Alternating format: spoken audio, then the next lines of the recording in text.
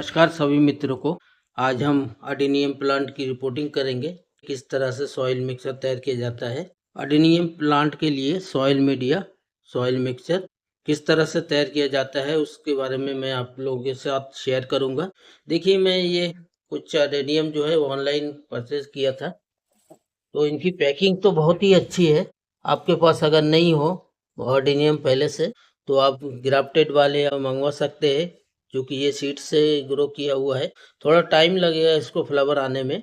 ये जो अडेनियम है ये डिजर्ट प्लांट है। ये रेगिस्तान या ऐसे जगह पे पाया जाता है जहाँ पे पत्थर रेत ज़्यादा हो। तो हमें जो सॉइल तैयार करना है तो उन बातों का विशेष ध्यान रखना पड़ेगा कि इनकी जो नेचर है, जिस स्थान पे ये ग्रो करता है, उनकी वहाँ की जो मिट्टी है, वहाँ की जो पानी है, जिस तरह से उन पर्यावरण मिलता है, तो उस तरह से हमें अपने घर पे देंगे पर्यावरण, तो ये जो अडेनियम है ये अच्छा ग्रोथ करता है।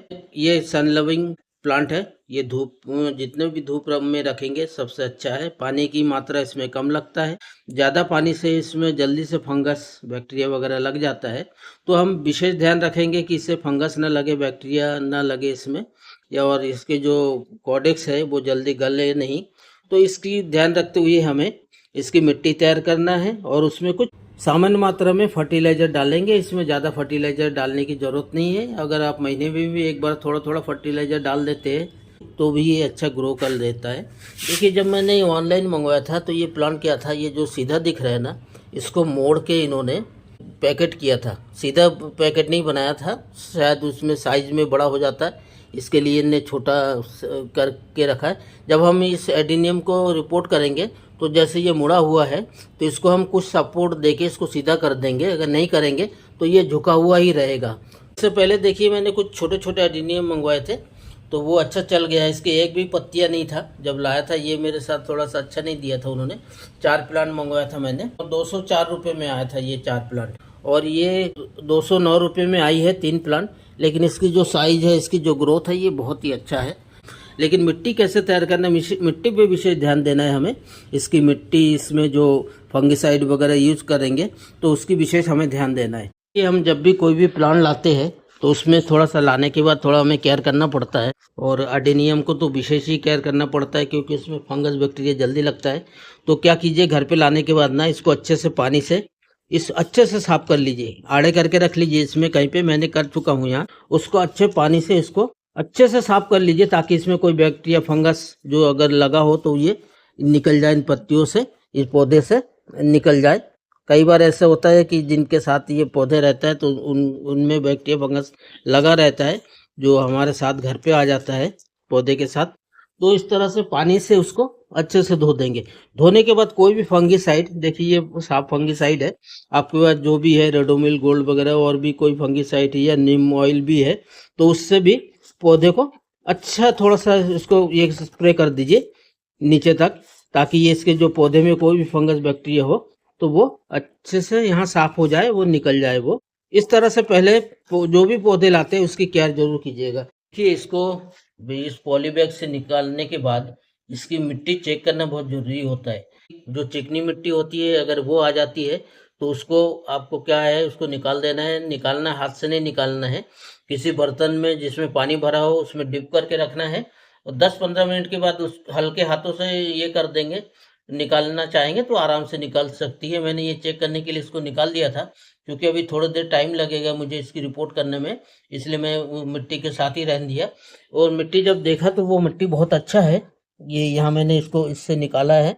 ये मिट्टी जो है काफ़ी भुरभुरा मिट्टी है। तो इस तरह से भी मिट्टी होगा। अगर बहुत ही ज़्यादा गोंद टाइप का होता, ये चिकनी मिट्टी अगर हो, टाइट मिट्टी होता, तो मैं इसको सारे को निकाल देता। लेकिन ये मिट्टी जो थोड़ी बहुत लगी है उसमें ज़्यादा परेशानी नहीं है, इसलिए इनको मैं सीधा मिट्टी सहित, इन दोनों को सीधा मिट्टी सहित लगा दूंगा। इसमें भी हल्की मिट्टी लगी हुई है, तो जितना अगर निकलता है तो निकाल जाने दूंगा, बाकी इसके साथ रहेगी। सॉइल मीडिया के लिए हमें पहले लेना है मिट्टी, दूसरा लेना है हमें रिवर सैंड, तीसरा लेना है इस तरह से ईंटे के चूरे, या आपको चौथा लेना है ये राइस हस्क मिला सकते हैं। और अगर मिट्टी को अच्छा पोरस बनाना चाहे तो थोड़ी सी मात्रा में ये कोकोपीट भी यूज़ कर सकते हैं। वहाँ पे हम ले रहे हैं यहाँ पे वर्मी कंपोस्ट। अभी हम गोबर की खाद नहीं ले रहे। बरसात में क्या है कि गोबर की खाद में कीड़े लगने की संभावना रहती है। तो मैं यहाँ सूखा हुआ, बिल्कुल सूखा हुआ है वर्मी कंपोस्ट है, इसमें कोई भी फंगस या बैक्टीरिया या कीड़े वगैरह नहीं दिख रहा है मुझे, और होता भी नहीं है। गार्डन सॉइल, रिवर सैंड, ये ब्रिक्स के टुकड़े, ये टुकड़े जितने छोटे होगा उतना अच्छा होता है। क्या होता है कि जो ये ब्रिक्स के टुकड़े हैं, ये दो काम करता है। पानी जो है अडीनियम जब आप उसमें लगाते हैं जिस पॉट में, तो जो पानी है उसको सोख के रखता है। एक्स्ट्रा पानी जो है ना वो अपने अंदर सोख के रखता है, और मिट्टी जो है बहुत ही बेल्डन रहता है।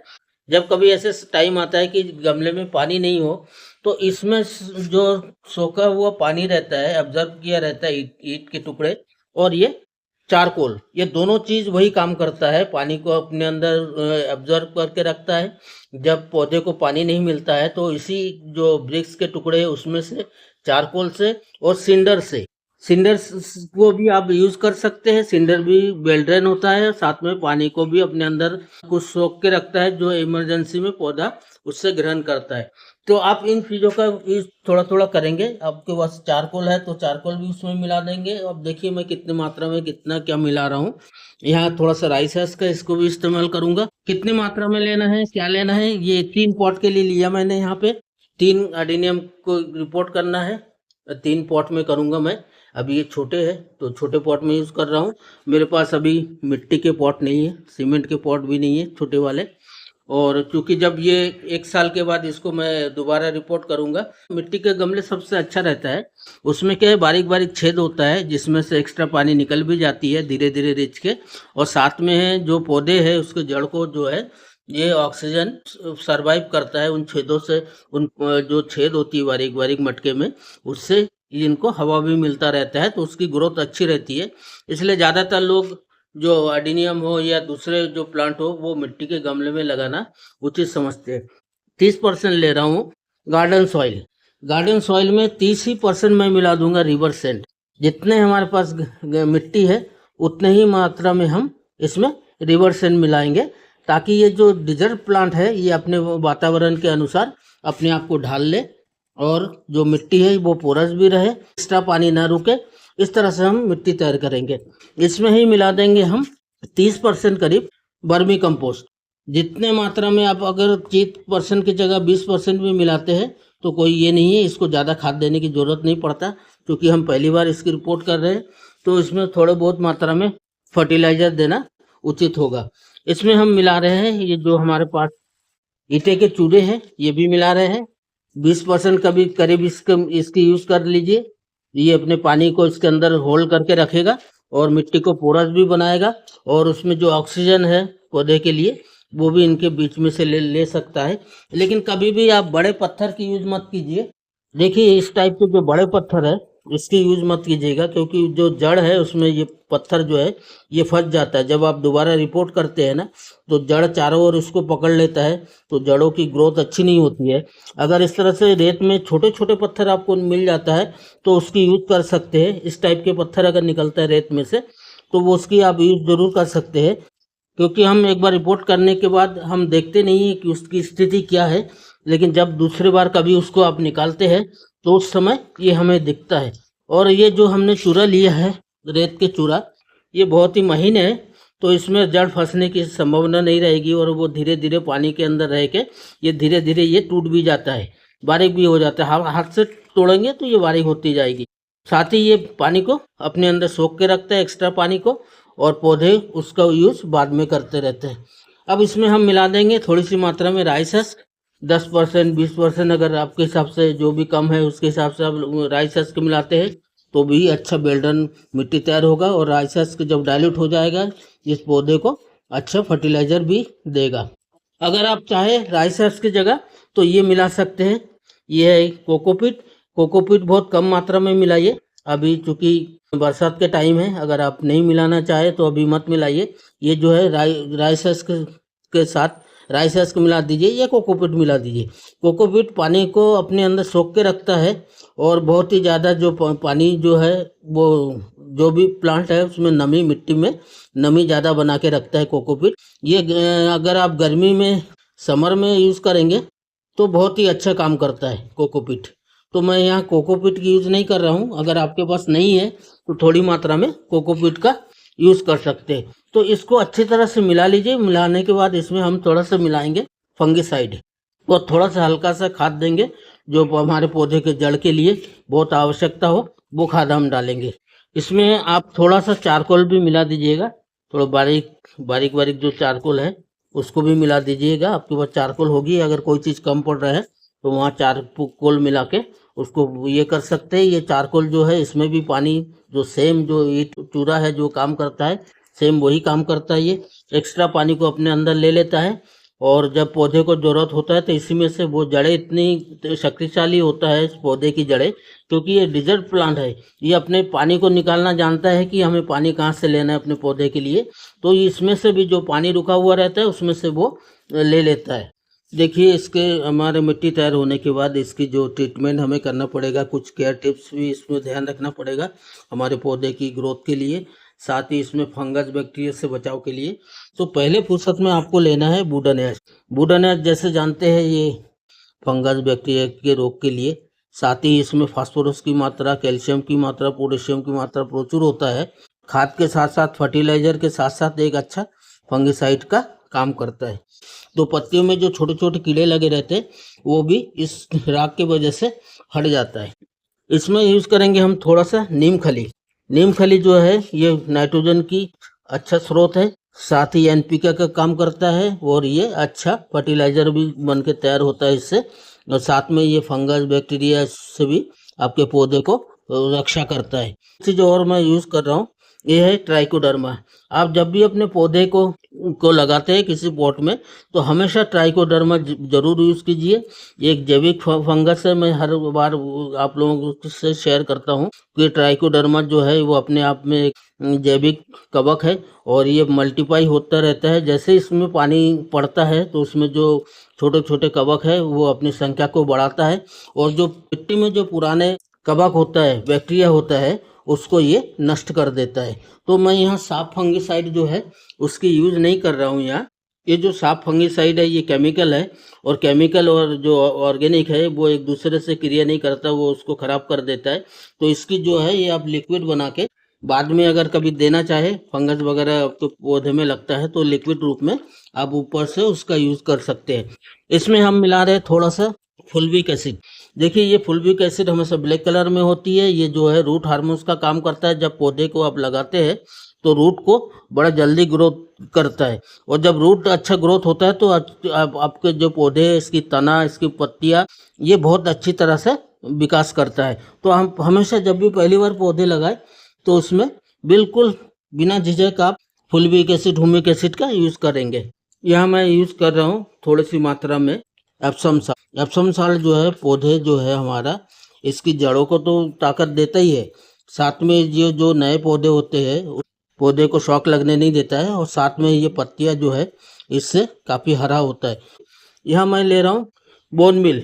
बोन मिल सारे पौधे के लिए अच्छा काम करता है। इसमें फास्फोरस की मात्रा बहुत ज़्यादा रहती है, पोटेशियम, मैग्नीशियम, कैल्शियम, इसकी मात्रा भी इसमें बहुत अच्छा पाया जाता है। तो पौधे के लिए ये बहुत ही अच्छा काम करता है। जितना आप नीम खली मिलाएंगे उतना ही आप बोन मिल मिला दीजिएगा। अगर बोन मिल अगर नहीं मिलाना चाहे तो उसके जगह दूसरा पोटेशियम और फास्फोरस के लिए एक और चीज़ें है, ये है रॉक फॉस्फेट। इस टाइप पे आती है तो आपको खाद बीज की दुकानों में मिल जाएगा, वो भी मिला सकते हैं। ये मैं बाद में जो फर्टिलाइज़र दूंगा उस समय इसका यूज़ कर लूँगा रॉक फॉस्फेट का। अभी मैंने बोन मिल का यूज़ कर लिया है। अब रॉक फॉस्फेट कर लिए, कैल्शियम पाउडर का भी यूज़ कर सकते हैं, उसमें भी कैल्शियम मिल जाएगा आपको पौधे के लिए। लेकिन जो बोन मिल होता है इसमें प्रचुर मात्रा में कैल्शियम, पोटेशियम, फास्फोरस सबसे ज़्यादा मिलता है इसमें, जो हमारे पौधे के लिए बहुत ही अच्छा काम करता है। इसमें अगर आप चाहे तो सीवीड के दाने मिला सकते हैं, ये आपके ऊपर है, मिला दीजिए। नहीं मिलाना चाहे तो मत मिलाइए। ये जो स्लो रिलीज होगा, धीरे धीरे रिलीज होता है, क्योंकि ये ग्रेन्यूल्स है, ये दाने हैं, वो धीरे धीरे रिलीज होता है और पौधे को धीरे धीरे आपको पोषण तक मिलता रहता है। आप इसके जगह डीएपी, सिंगल सुपर फास्फेट जो केमिकल यूज़ करते हैं वो एनपी 19 और डीएपी, इसकी भी यूज़ कर सकते हैं, सिंगल सुपर फास्फेट का यूज़ कर सकते हैं। तो मैं यहाँ सारे जो है वो ऑर्गेनिक चीज़ें यूज़ कर रहा हूँ। ये तैयार मिट्टी को बहुत अच्छे तरह से मिला दीजिए और उसमें थोड़ा थोड़ा पानी वो ज़रूर ऐड करते रहिएगा। जब भी आप ये बनाते हैं ना मिट्टी, तो उसमें अगर आप ट्राइकोडर्मा डालते हैं तो ये पानी ज़रूर मिलाते रहिएगा। तो पानी मिलाने से क्या होता है, वो ट्राइकोडर्मा जो है ये मल्टीपल होता रहता है और अपने कवक जो है ये और तैयार करता है। तो इसको अच्छे तरह से पानी, थोड़ा हल्का हल्का पानी छींच दीजिए और अच्छे से इसको मिक्स कर दीजिए। देखिएगा कहीं ऐसे नहीं हो कि कहीं मात्रा, कहीं किसी चीज़ की मात्रा कम ज़्यादा हो। ये अडेनियम और सकुलेंट के लिए आपकी जो पॉट है वो बहुत ही वेल्डन होना चाहिए। उसमें अच्छे जो जो होल है वो साफ होना चाहिए कि उसमें कोई भी किसी भी तरह से पानी नहीं रुके। तो इस तरह से इसमें अगर एक होल नहीं हो तो एक्स्ट्रा होल आप इसमें कर लेंगे।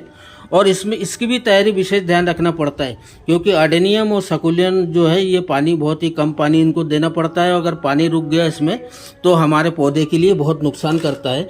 कई बार लोग क्या करते हैं, इस तरह से ये रख देते हैं, जहाँ जहाँ छेद है वहाँ रख देते हैं और रखने के बाद क्या करते हैं, ये जो नारियल के जटा है ये डाल देते हैं। क्या होता है कि कई महीनों के बाद, कुछ समय के बाद ये जो जटा है ये मिट्टी बन जाती है और जब मिट्टी बन जाती है तो जो आपके जो छेद है उसको जाम कर देता है। तो ऐसे स्थिति में आपको ये जो आप रखते हैं मटके के टुकड़े वगैरह, तो इसकी एक लेयर पूरी जगह पे एक लेयर इसमें बिछा दीजिए ताकि कोई जगह खाली नहीं रहे। एक जगह एक लेयर जब आप बिछा देंगे उसमें जो मिट्टी डालेंगे तो वो कहीं से लीक होने की संभावना नहीं रहेगी कि मिट्टी वहाँ जाके जाम हो रहा है। अच्छे से इसको पूरी तरह से पैक कर दीजिए। पैक करने के बाद ये नारियल का जो है इसकी यूज मत कीजिए, उसके जगह आप क्या कीजिए, ये जो ईंटे के चूरा है इसका यूज़ कीजिए। ईंटे के चूरे से इसको बंद कर दीजिए। ये जो आपने पहले ये डाला है मटके के टुकड़े, ये ईंटे की वजह से हिलेगा नहीं और आपके जो पॉट है ये अच्छा वेल्डन बनेगा। ईंटे के चूरे डालने के बाद इसमें आप डालेंगे थोड़ा सा रिवर सैंड। ये जो सैंड आप डाल देंगे तो ये जो है आपकी जो पॉट बनेगी ये इतना अच्छा वेल्डन बनेगा, इसमें कभी भी आपकी जो कितने भी आप पानी डालो तो पानी इसमें रुकेगा नहीं, पानी निकल जाएगा। नमी बनी रहेगी लेकिन पानी जो है ये पूरी निकल जाएगी। तो इस तरह से आपको पॉट तैयार करना है, खाली नारियल के छिलके और जो मटके के टुकड़े हैं उससे नहीं करना है। पॉट अच्छे से तैयार हो गया है तीनों और इसमें हम मिट्टी डाल देते हैं। डालने के बाद हम पॉट इसमें लगा देंगे, पौधे को लगा के थोड़ा सा पानी डाल देंगे और अभी हम बाहर नहीं निकालेंगे इसको, शेड में ही, शेड इसमें ही रहने देंगे, शेड के नीचे, ताकि जो पानी है इससे ख़राब नहीं हो। इस तरह से हम करेंगे। आप अडेनियम की रिपोर्ट करते हैं तो ध्यान रखिएगा, ये जो मिट्टी पहले से जहाँ तक लेवल तक के था वहाँ तक ही आप मिट्टी रखिएगा। इसकी कॉर्डेक्स जो है ये ऊपर निकल रहना चाहिए और जो रूट है वो नीचे दबना चाहिए। कोई भी पौधा हो उसको मिट्टी डालने के बाद उसको अच्छे हाथों से दबाइएगा। कारण ये है कि कई जगह एयर बबल्स रहते हैं, वो भी हट जाता है। साथ ही ये जो पौधा है इसको जितना मजबूती से ये मिट्टी पे रहेगा उतना ही अच्छा ये ग्रोथ होता है। अगर पौधे हिलने डुलने लगे हवा से या किसी पॉट के हिलने से पौधे अगर हिल जाता है तो उसकी जड़ जो है वो अच्छा विकास नहीं करता, पौधे की ग्रोथ रुक जाती है। तो इस तरह से करने के बाद इसको हम अच्छे से पानी से सारे मिट्टी को गीला कर देंगे। गीला करने के बाद इसको हम कहीं भी लाइट आ रहा हो वहाँ जगह पे रख देंगे, बाहर अभी आउटडोर नहीं रखेंगे, ताकि जो हमारे पौधे हैं ये ज़्यादा पानी से गल नहीं जाए।